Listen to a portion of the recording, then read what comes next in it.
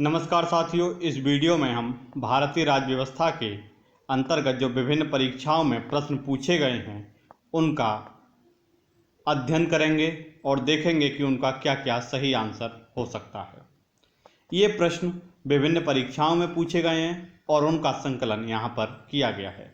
तो आज का हमारा पहला प्रश्न है कि संविधान सभा के चुने हुए स्थायी अध्यक्ष कौन थे। संविधान सभा के चुने हुए स्थायी अध्यक्ष कौन थे। दोस्तों, संविधान सभा के द्वारा एक अध्यक्ष का चुनाव किया गया। जो स्थायी अध्यक्ष बने इनका नाम था डॉक्टर राजेंद्र प्रसाद। क्या नाम था? डॉक्टर राजेंद्र प्रसाद। डॉक्टर राजेंद्र प्रसाद भारत के पहले राष्ट्रपति भी बने और ये बिहार राज्य के रहने वाले थे। कहाँ के थे? बिहार राज्य के रहने वाले थे। इनका निवास स्थान यानी कि जन्म स्थान जीरादेई है। क्या है? जीरादेई। तो राजेंद्र प्रसाद किस प्रदेश के रहने वाले हैं? बिहार के। भारत के पहले राष्ट्रपति भी बने और इन्हीं के लिए संविधान सभा का स्थायी अध्यक्ष भी चुना गया था। दोस्तों, चलते हैं अगले प्रश्न की ओर। अगला प्रश्न है कि संविधान सभा की प्रथम बैठक की अध्यक्षता किसने की। तो दोस्तों, संविधान सभा के प्रथम बैठक की अध्यक्षता की अगर बात आती है तो ये की गई सच्चिदानंद सिन्हा के द्वारा, क्योंकि राजेंद्र प्रसाद को चुनने के लिए यानी कि स्थायी अध्यक्ष बनाने के लिए एक चुनाव किया गया और उस चुनाव में राजेंद्र प्रसाद निर्विरोध निर्वाचित हुए। तो उससे पहले भी कोई अध्यक्षता करेगा उसमें मीटिंग की, तो वो अध्यक्षता की सच्चिदानंद सिन्हा ने। किसने? सच्चिदानंद सिन्हा ने। ये ठीक इसी तरीके से इन्होंने अध्यक्षता की जिस तरीके से फ्रांस में सबसे बुजुर्ग व्यक्ति किसी मीटिंग की अध्यक्षता करता है। तो यहाँ पर आधार किसको बनाया गया? फ्रांस की मीटिंग के लिए। चलते हैं अगले प्रश्न की ओर। अगला प्रश्न है हमारा, भारतीय संविधान सभा की स्थापना की गई। भारतीय संविधान सभा की स्थापना की गई। ये दोस्तों, भारतीय संविधान सभा की स्थापना का मतलब है कि भारतीय संविधान सभा की पहली मीटिंग कब हुई। तो ये हुई थी 9 दिसंबर 1946 को। कब हुई थी? 9 दिसंबर 1946 को। यानी कि 9 दिसंबर वाले दिन अध्यक्ष कौन बना? सच्चिदानंद सिन्हा। और इसी दिन क्या हुआ? तय हुआ कि वोटिंग के द्वारा हम एक व्यक्ति को चुनेंगे और 11 दिसंबर को किसे चुन लिया गया? राजेंद्र प्रसाद को। किस डेट को? 11 दिसंबर को। यानी कि 11 दिसंबर को अध्यक्ष कौन बने संविधान सभा के? राजेंद्र प्रसाद पांडे। अगला प्रश्न है हमारा, संविधान सभा की प्रस्तावना का प्रस्ताव किसने रखा। दोस्तों, संविधान सभा की प्रस्तावना यानी कि उद्देशिका या प्रियम्बल, इन सभी का प्रस्ताव यानी कि एक ही बात है, चाहे प्रस्तावना आए या उद्देशिका आए या प्रियम्बल आए, तब पूछ किसके बारे में रहा है? प्रस्तावना के बारे में। तो ये प्रस्ताव रखा गया था जवाहरलाल नेहरू के द्वारा। किसके द्वारा? जवाहरलाल नेहरू के द्वारा। ये प्रस्तावना का जो प्रस्ताव था इन्होंने 13 दिसंबर को रखा। किस डेट को? 13 दिसंबर 1946 को। अगर मान लीजिएगा कल के लिए प्रश्न बन जाए कि जवाहरलाल नेहरू द्वारा उद्देश्य प्रस्ताव यानी कि प्रस्तावना का प्रस्ताव किस डेट को लाया गया, तब वह थी 13 दिसंबर 1946। चलते हैं दोस्तों अगले प्रश्न की ओर। अगला प्रश्न है हमारा, प्रस्तावना का प्रस्ताव कब पारित हुआ। यानी कि 13 दिसंबर 1946 को जवाहरलाल नेहरू प्रस्तावना के लिए प्रस्ताव तो ले आए, लेकिन वह पारित कब हुआ? दोस्तों, वह पारित हुआ था 22 जनवरी 1947 को। कब पारित हुआ था? 22 जनवरी 1947। अगला प्रश्न है हमारा, संविधान सभा में कुल कितने अधिवेशन हुए। संविधान सभा में यानी कि भारतीय संविधान सभा के कुल कितने अधिवेशन हुए। तो कुल अधिवेशन हुए थे 12। कितने हुए थे? 12। दरअसल 26 नवंबर 1949 को कुल अधिवेशन हुए थे 11, लेकिन 24 जनवरी 1950 को पुनः एक मीटिंग होती है संविधान सभा की और इसे लगाकर मान लिया जाता है 12। तो कुल कितने हुए? 12। अगला प्रश्न है, भारतीय संविधान कितने समय में बनकर तैयार हुआ। यानी कि वर्ष पूछा गया है, कुल कितना समय लगा। तो ये लगे 2 वर्ष 11 माह 18 दिन। कितना समय लगा? 2 वर्ष 11 माह और 18 दिन। और कितना खर्चा आया? 64 लाख के करीब। यानी भारतीय संविधान बनाने में भारत सरकार द्वारा कुल 64 लाख रुपए खर्च किए गए। कितने रुपए? 64 लाख रुपए। कितने समय में बनकर तैयार हुआ? 2 वर्ष 11 माह और 18 दिन। अगला प्रश्न है हमारा, संविधान सभा में संघ संविधान समिति का अध्यक्ष कौन था? दोस्तों, संघ संविधान समिति के अध्यक्ष थे भारत के पहले प्रधानमंत्री जवाहरलाल नेहरू। कौन थे? जवाहरलाल नेहरू। अब भारतीय संविधान जब बना रहे थे तब इन्होंने क्या किया, कई समितियां बनाई गई। क्या किया गया? कई समितियां बनाई गई। उसी में से एक समिति थी, इसका नाम था संघ संविधान समिति, और इसकी अध्यक्षता कर रहे थे जवाहरलाल नेहरू। अगला प्रश्न है, प्रांतीय संविधान समिति का अध्यक्ष कौन था? प्रांतीय संविधान समिति का अध्यक्ष कौन था? दोस्तों, जिस तरीके से मैंने अभी बताया, संघीय संविधान समिति, उसके अध्यक्ष थे जवाहरलाल नेहरू, और प्रांतीय के थे सरदार वल्लभ भाई पटेल। ये भारत के पहले गृह मंत्री भी बने। ये भारत के पहले गृह मंत्री भी बने और इन्हें भारत का लौह पुरुष भी कहा जाता है। अगला प्रश्न है हमारा, प्रारूप समिति का अध्यक्ष कौन था? यानी कि ड्राफ्टिंग समिति, यानी कि प्रारूप समिति या पांडुलेखन समिति। नाम सुन लीजिएगा, प्रारूप समिति, ड्राफ्टिंग कमेटी या पांडुलेखन समिति। इन सभी के अध्यक्ष थे डॉक्टर भीमराव अंबेडकर, यानी कि ये एक ही समिति के नाम हैं। कौन थे? डॉक्टर भीमराव अंबेडकर। किस समिति के अध्यक्ष? प्रारूप समिति के अध्यक्ष। अगला प्रश्न है हमारा, डॉक्टर अंबेडकर की अध्यक्षता में संविधान सभा की प्रारूप समिति में कितने अन्य सदस्य थे? यानी कि बात आ गई अध्यक्षता, वो तो अध्यक्ष थे ही, कौन? डॉक्टर अंबेडकर। इसके अलावा कितने और लोग सदस्य थे? तो वो थे 6। कितने और लोग सदस्य थे? 6। यानी कि 6 सदस्य और एक अध्यक्ष, तो कुल कितने हुए? 7 लोग। अब ये 6 सदस्य कौन कौन से? एन गोपालास्वामी अयंगर। कौन? एन गोपालास्वामी अयंगर। के एम मुंशी। कौन? के एम मुंशी। के एम मुंशी कांग्रेस के द्वारा चुने गए व्यक्ति थे। किसके द्वारा? कांग्रेस के द्वारा। ये नाम याद रखना है। अगला नाम है अल्लादी कृष्णस्वामी अय्यर। अल्लादी कृष्णस्वामी अय्यर और मोहम्मद सादुल्ला। कौन थे? मोहम्मद सादुल्ला। बी एल मित्र। और कौन थे? बी एल मित्र। ये कुछ समय के बाद हट गए और इनके स्थान पर आए एन माधव राव। कौन आए? एन माधव राव। और एक थे डीपी खैतान, इनकी मृत्यु हो गई, इसके बाद बने टीटी कृष्णाचारी। चलते हैं अगले प्रश्न की ओर। अगला प्रश्न है हमारा, कौन प्रारूप समिति का सदस्य नहीं था? देखिए, मोहम्मद सादुल्ला थे के एम मुंशी, ये मैंने अभी बताया। ए के अय्यर, ये भी थे। अब दोस्तों, ए के अय्यर का नाम है अल्लादी कृष्णस्वामी अय्यर, यहाँ पर दिया हुआ है। तो कौन नहीं था? नेहरू जी नहीं थे। कौन नहीं थे? नेहरू जी नहीं थे। किसके सदस्य? प्रारूप समिति के सदस्य। किसके अध्यक्ष थे? वैसे मैंने बताया किस समिति के? संघ संविधान समिति का अध्यक्ष कौन था? जवाहरलाल नेहरू। अगला प्रश्न है, प्रारूप समिति का गठन कब किया गया? यानी कि प्रारूप समिति कब बनकर तैयार हुई? तो प्रारूप समिति का जो गठन किया गया संविधान सभा के द्वारा, उस डेट का नाम है 29 अगस्त 1947। क्या नाम है? 29 अगस्त 1947। चलते हैं अगले प्रश्न की ओर। भारतीय संविधान के संवैधानिक सलाहकार कौन थे? भारतीय संविधान के संवैधानिक सलाहकार कौन थे? तो दोस्तों, ये नाम है बी एन राव का। क्या नाम है? बी एन राव। तो भारत के संवैधानिक सलाहकार कौन थे? बी एन राव। अगला प्रश्न, भारतीय संविधान कब लागू हुआ? दोस्तों, भारतीय संविधान लागू हुआ 26 जनवरी 1950 को। कब लागू हुआ? 26 जनवरी 1950 को। लेकिन अगर आंशिक रूप से पूछा जाए तो ये 26 नवंबर 1949 को भी लागू हो गया था। अगला प्रश्न, दोस्तों, ये प्रश्न बेहद ही इंपॉर्टेंट है क्योंकि इसे कई बार एग्जाम में पूछा गया है। यानी कि ये सभी प्रश्न इससे पहले भी किए, ये भी कई बार पूछे गए हैं, लेकिन उन सभी में बारंबारता इसकी अधिक थी।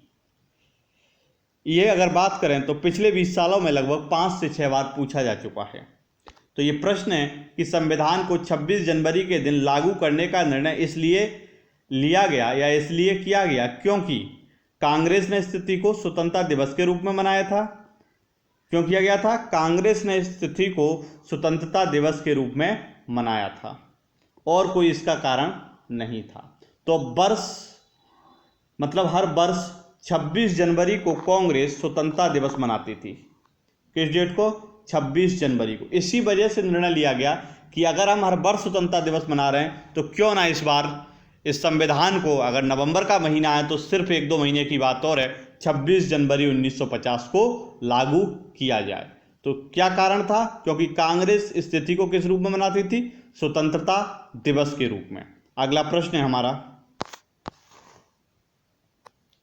भारतीय संविधान को अपनाया गया था, यानी भारतीय संविधान जो बना था उसे किसने अपनाया?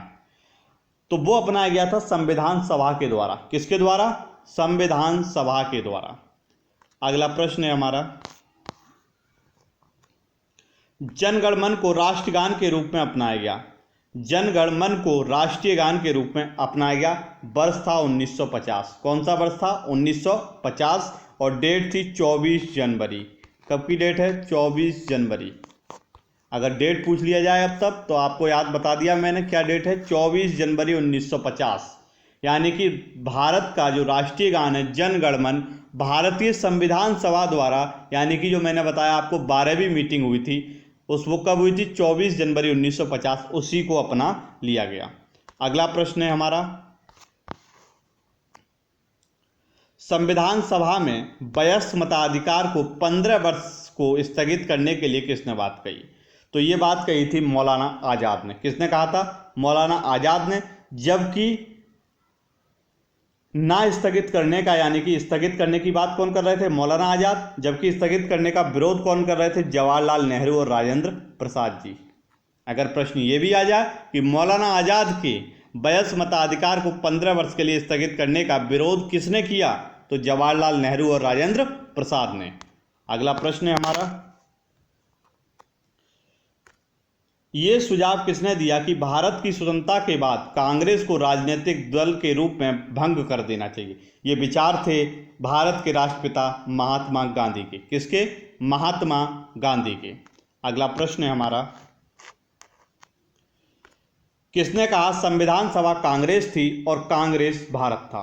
किसने कहा संविधान सभा कांग्रेस थी और कांग्रेस ही भारत था? ये कहा गया था ऑस्टिन के द्वारा। किसके द्वारा? ऑस्टिन के द्वारा। ये ऑस्टिन का पूरा नाम क्या है? Granville Austin.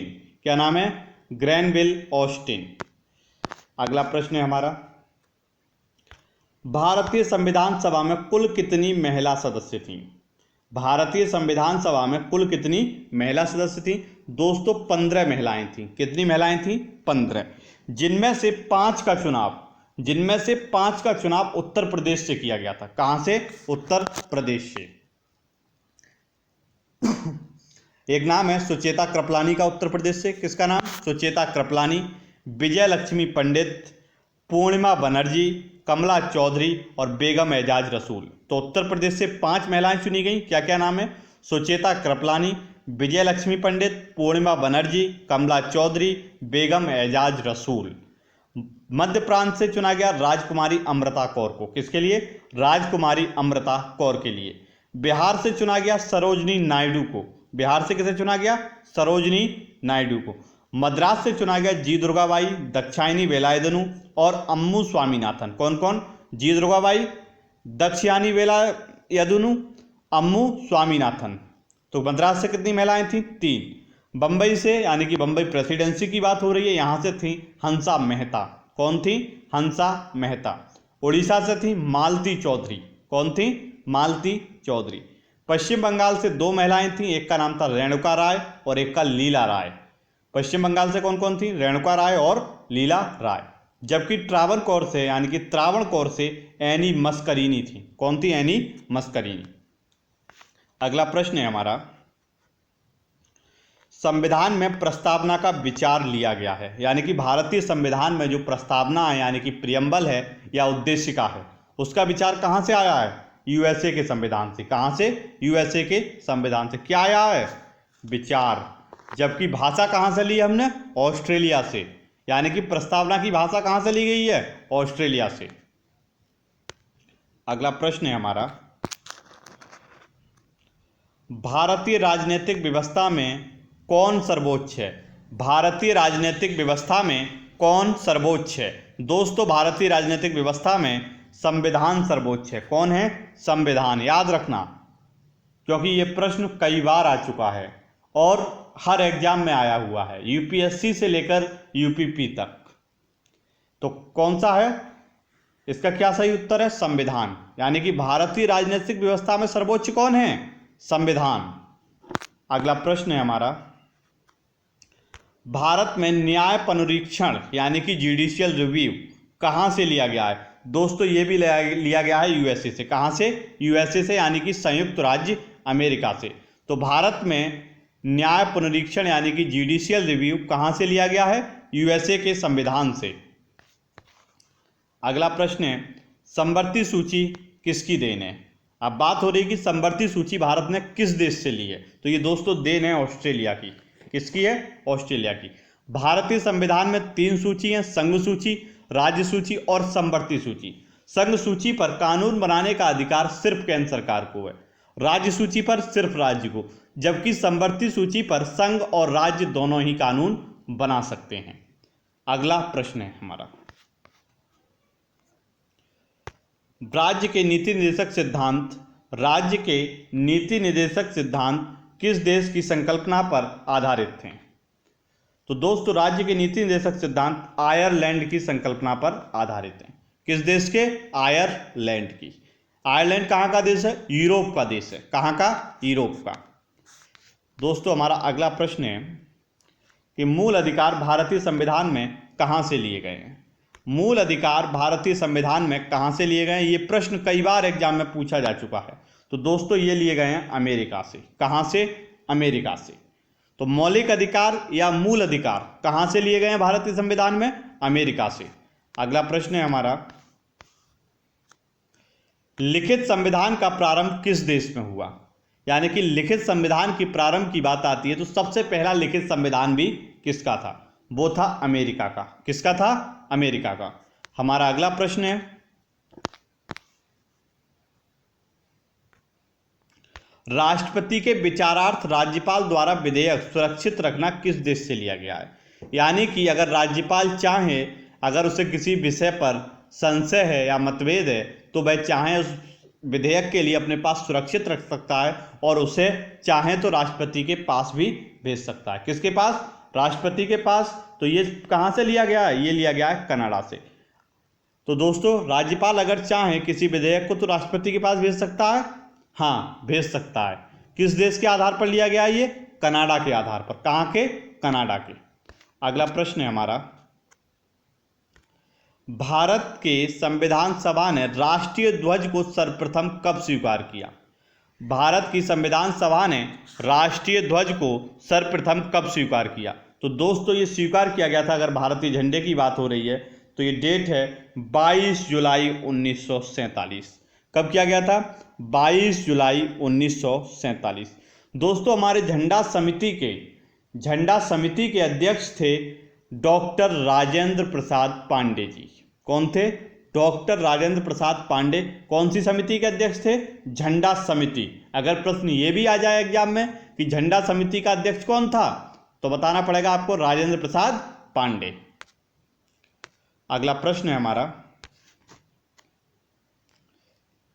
चलिए यही आ गया, संविधान निर्मात्री परिषद की झंडा समिति के अध्यक्ष कौन थे? तो अभी अभी मैंने बताया कौन है, डॉक्टर राजेंद्र प्रसाद। अगला प्रश्न है हमारा, भारत का संविधान पूर्ण रूप से तैयार हुआ, यानी कि भारतीय संविधान पूर्ण रूप से कब बनकर तैयार हो गया? 26 नवंबर 1949 को। कब? 26 जनवरी 1949 को। और इसी दिन के लिए हम भारतीय संविधान दिवस के रूप में भी मनाते हैं। किस दिन के लिए? 26 जनवरी 1949 के लिए। अगला प्रश्न है हमारा, भारतीय संविधान को संविधान सभा द्वारा कब अंगीकृत किया गया? तो ये भी डेट हमारी क्या है? 26 नवंबर 1949। कब अंगीकृत किया गया था? 26 जनवरी 1949। अगला प्रश्न है हमारा, अपनी राष्ट्रवादी प्रतिक्रिया में भारतीय संविधान के निर्माताओं में अल्पसंख्यकों के हितों तथा भावनाओं के महत्व को कम करके आंका है। किसका कथन है दोस्तों? ये कथन है आइवर जेनिंग्स का। किसका है? आइवर जेनिंग्स का। दोस्तों इस वीडियो में हमने उन सभी प्रश्नों को डिस्कस किया है जो विभिन्न परीक्षाओं में पूछे गए हैं, और ये प्रश्न बेहद ही उपयोगी हैं, यानी कि आने वाले हर एग्जाम में इन प्रश्नों को पूछे जाने की संभावना है। तो आप इन प्रश्नों को जरूर हल कर लें और इनके बारे में जो भी एक्सप्लेनेशन किया गया है उसे कई बार सुन भी लें।